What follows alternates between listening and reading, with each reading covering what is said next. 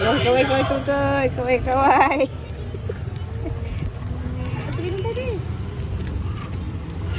Maayos, nagkakaisa, transparent, serbisyo para sa masa. Maayos, nagkakaisa, transparent, serbisyo para sa masa. Maayos.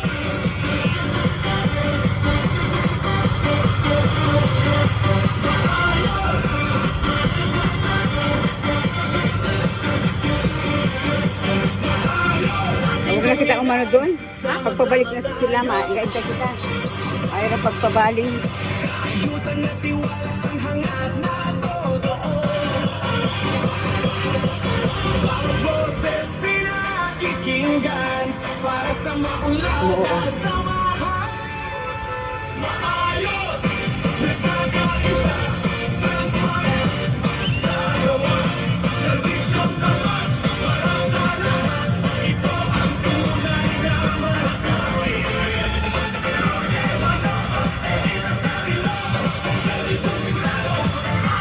Sa video talaga, Erin? Ha?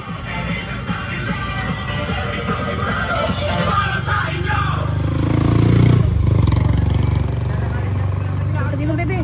Maayos, nagkakaisa, transparent, serbisyo para sa masa. Maayos, nagkakaisa, transparent, serbisyo para sa masa.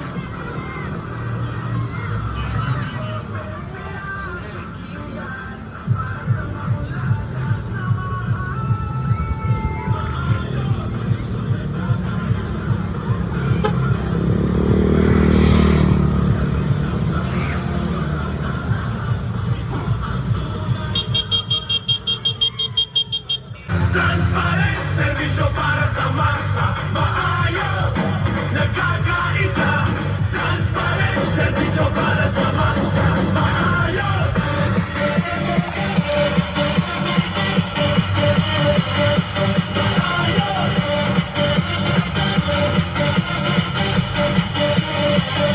Maayos, ating komunidad, sama-sama tayo. Ayusan na tiwala ang hangat na totoo. Bawat boses pinakikinggan para sa maunlad na samahan. Maayos, nagkakaisa, transparent, tiwala ang hangat na totoo. Bawat boses pinakikinggan para sa maunlad na samahan. Maayos, nagkakaisa, transparent, masarawa, serbisyong tapat para sa lahat. Ito ang tunay na malasakit. Roque Manoo, Elisa Padilla, serbisyong sigurado para sa inyo. Roque Manoo, Elisa Padilla, serbisyong sigurado. Sa ating komunidad, sama-sama tayo. Ayusan na tiwala ang hangat na totoo. Bawat boses pinakikinggan para sa maunlad na samahan.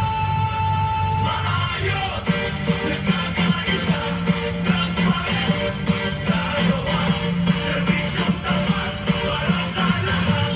Ito ang tunay na malasakit. Roque Manoo, Elisa Padilla, serbisyong sigurado para sa inyo. Kikinggan para sa maunlad na samahan.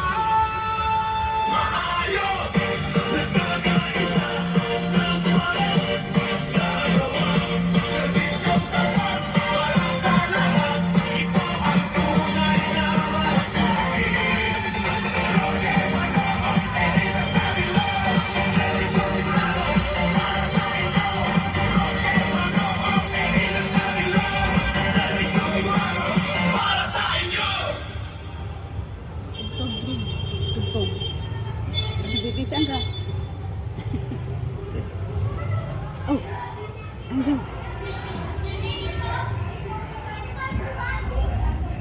Tugtog, be!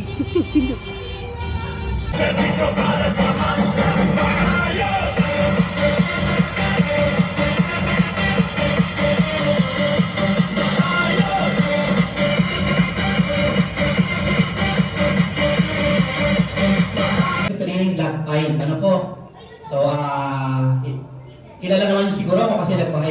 Marinduque. Ako po ay tumatakbo bilang inyong pangalawang Pangulo o Vice President po ng ating OWA. Ano po?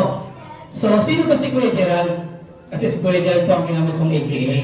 Pero sa probinsya po namin, kilala po akong tawag na father. Kasi malapit po ako sa simbahan ko. Si Kuya Gerald po is tubong Marinduque. Taga Marinduque po ako. Hindi po kami ng taga Cavite. Ngunit sa takbo ng panahon, nagkaroon po kami ng pagkataon na magkaroon po dito ng bahay. So, dito na po yung aking pong bagong community. So, ano po ang kasaysayan ko bilang isang volunteer o bilang isang public servant? Ano po, sapagkat ang pakikilala po, habang kami nag-iikot is dati po akong barangay Ligawan. So, bago po ako naging barangay Ligawan, active na po ako sa mga volunteer organizations. Ano po, ako po ay naging Barangay Pastoral Council sa loob ng 12 years bilang president po ng Barangay Pastoral Council sa aming probinsya. Yun po ay Catholic organization na kung saan kami po ang nangamahala sa aming community, sa aming barangay. 12 years po yun. Pangalawa po, naging katikista rin po ako sa loob ng 5 taon. Nagturo po ako sa mga bata, nagturo po ako sa elementary para po sa mga Christian living. Pangatlo, active member po ako ng organization na sumusuporta at nangangalaga sa kapaligiran. Kung pamilyar po kayo sa Marcaper, sa probinsya ng Marinduque, kami po ay lumalaban sa Marcaper hanggang sa ngayon. Yung Marinduque Council for Environmental Concerns. Kahit po ako hindi sa probinsya ng Cavite, wala po ako sa probinsya namin, active po kami sa GC na nag-uusap-usap para po mag-ambat kung ano pong pwedeng may tulong kahit wala po kami sa probinsya. Sapagkat ang puso ko rin po ay nasa probinsya. Pero ang puso ko po ay nandito na po sa atin sa homeowners po, sa MDE. Ano po? Kaya din po, naging volunteer po ako sa Social Action Commission dahil sa Burak. Ang buong probinsya po na nabili ng Marinduque, kami po ang nangalaga sa mga malnourished children. Naging volunteer po ako dyan sa loob po ng 5 taon. Wala pong bayad, pamasahin ng diocese. Kasi po, ang puso ko po talaga ay nasa paglilingkod po. Volunteer po ngayon. Kaya nga po, sabi ko, akalan po, ang wala naman sweldo. So, nandun po yung puso ko. Active po ako sa mga volunteer organization. So, sa pamamagitan po ng mga aktibong yun, nakitaan po ako sa aming barangay na may posibilidad at may potensyal na maging leader. So, mga tao po ang sa akin na magkagawad ka. So, nagbarangay kagawad po ako sa madaling sabi. First term po, naging first kagawad po agad ako. Ako po ang pinakabatang kagawad sa amin at ang supporters ko po talaga mga seniors. Sila po talaga naniwala sa akin kasi nakita ko nila yung aking aktibong pakikiyaro sa barangay. Pangalawang termino po, naging pang-apat po ako. Bakit ko naging pang-apat? Sapagkat itong pangalawang termino, labanan na po ng pamilya. Medyo maliit po ang namin pamilya sa aming barangay. So pang-apat pa rin naman po ako. Pero sa dalawang termino pong yun, una at pangalawa, nasa akin po ang priority o primary committee. Hinawakan ko po ang committee ng appropriation, yung kaperahan ng barangay. Hinawakan ko rin po ang infrastructure, na kung saan ako po ang nanamahala o chairman po ng infrastructure at appropriation. So ako po yung gumagawa ng resolution, nagpapalag ng mga engineering projects, mga pathway, ganun po.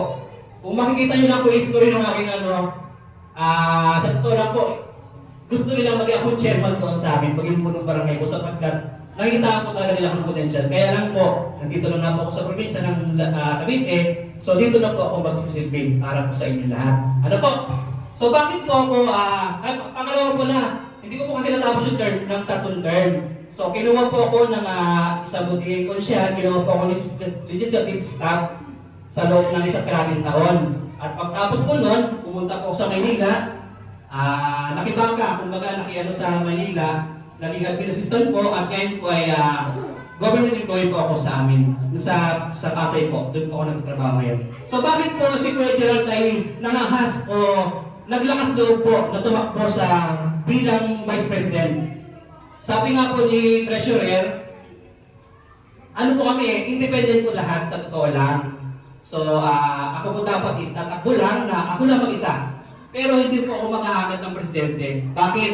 Hindi pa lang po ako kilala dito sa atin, sa NTE.